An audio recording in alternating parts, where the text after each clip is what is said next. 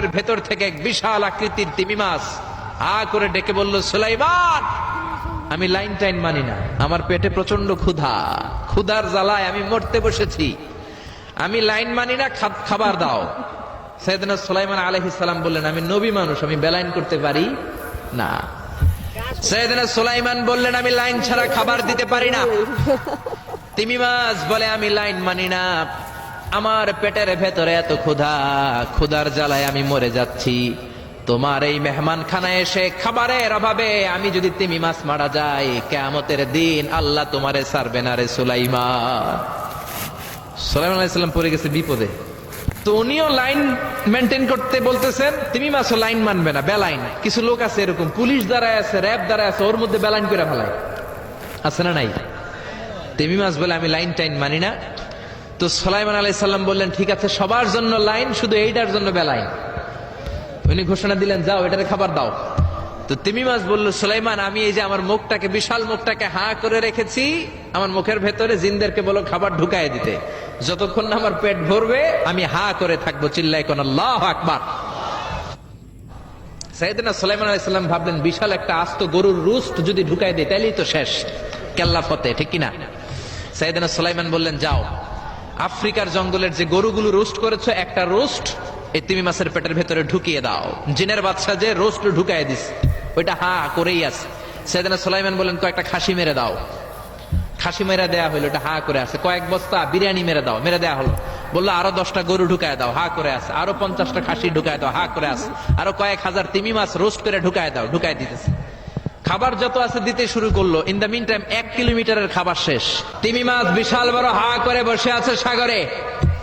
জিনের বাদশা খাবার দিতে লাগলো। 1 কিলোমিটার শেষ, 5 কিলোমিটার শেষ, 10 কিলোমিটার শেষ, 20 কিলোমিটার শেষ, 30 কিলোমিটার শেষ, 40 কিলোমিটার শেষ।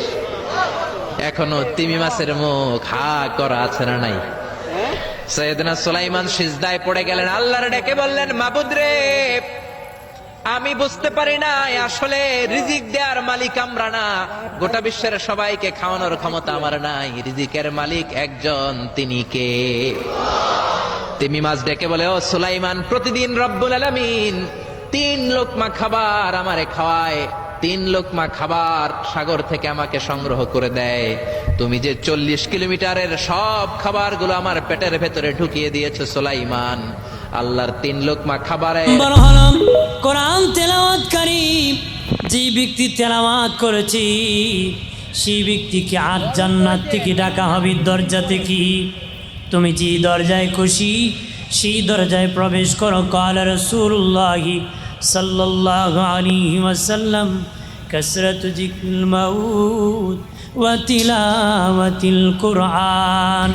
নবী বলেন, বেশি বেশি করে মৌতের জিকির করো, মৌতের চিন্তা করো।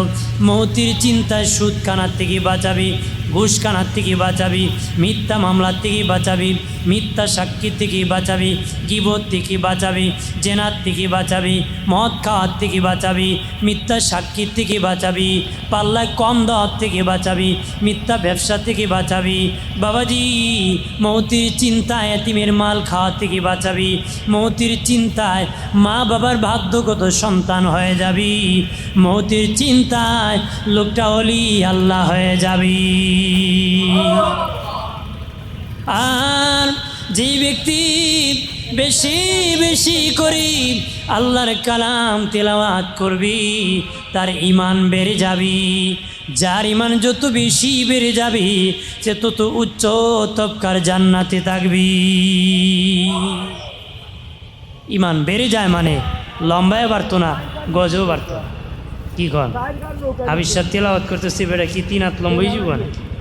কথা হ্যাঁ, অর্থাৎ ইমানি শক্তি বাড়বো। ইমানে কি শক্তি বাড়বো? কার ইমান কত শক্ত? যার জীবন যত গুণামুক্ত, যার জীবন যত কি গুণামুক্ত, তার ইমান তত কি শক্ত। যার জীবন যত গুণামুক্ত, তার ইমান তত কি শক্ত। আর যদি ইমান দুর্বল হয়, সকালে একটা কয়, বিকালে আরেকটা কয়। দদিল্যমান কালেমাচুর নাই পায়, শ্মশান না পায়। কথা বলেন না? গিট্টো যদি রশিতে ঢিলা থাকে, যেদিকে টানে সেদিকেই যায়। আর একদিকে যদি মজবুত থাকে, যতই টানাটানি করেন জায়গার থেকে নড়বে না। জায়গা থেকে কি আমার প্রাণের বাবাজি অদুস্থ বুজুর্গরা খেয়াল করেন ভালো করিয়া। ইমাম মালিক রহমতুল্লাহ আলাইহ নাম শুনেছেন সবাই। উনি সবচেয়ে ধনী ঘরের সন্তান ছিলেন, অনেক বড় ধনী পরিবারের সন্তান ছিলেন। যারা কোরআন পেয়েছি তারা সব পেয়ে গেছি। কোরআন যে পেয়েছি পৃথিবীর সবচেয়ে দামি সম্পদ পেয়ে গেছি। ইমাম মালিক রহমতুল্লাহ আলাইহ এলেম শিখার জন্য বহু দূর গেলেন। আসার সময় পকেটে টাকা নাই, কি খাবেন, খিদার যন্ত্রণায় কষ্ট করতেছেন। মোরাকাবায় বসিয়া আল্লাহকে বলেন, মালিক আল্লাহ গো, কীভাবে আমি খাবো আর আমার খিদা নিবারণ হবে? আমার আল্লাহ বলেন, ইমাম মালিক সামনে বাজারে দিয়ে দেখে একজন ধনীর দোকান ব্যবসায়িক হোটেল ব্যবসায়িক আছে, তার একটা মাসালা শিকার দরকার আছে।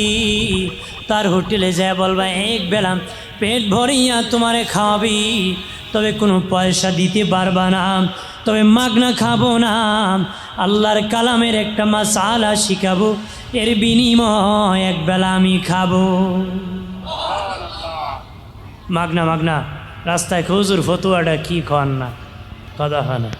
হুজুর যদি কয় না, পরে বলবো মোল্লার গ্যারান দেখো, ও কত মোল্লা আয় আর যায়, আছে কি না? জোরে ক, এটা বেজ্জুতি, নোংরাম, এরকম নয়, আদব রাখতে হবে, কথা কয় না।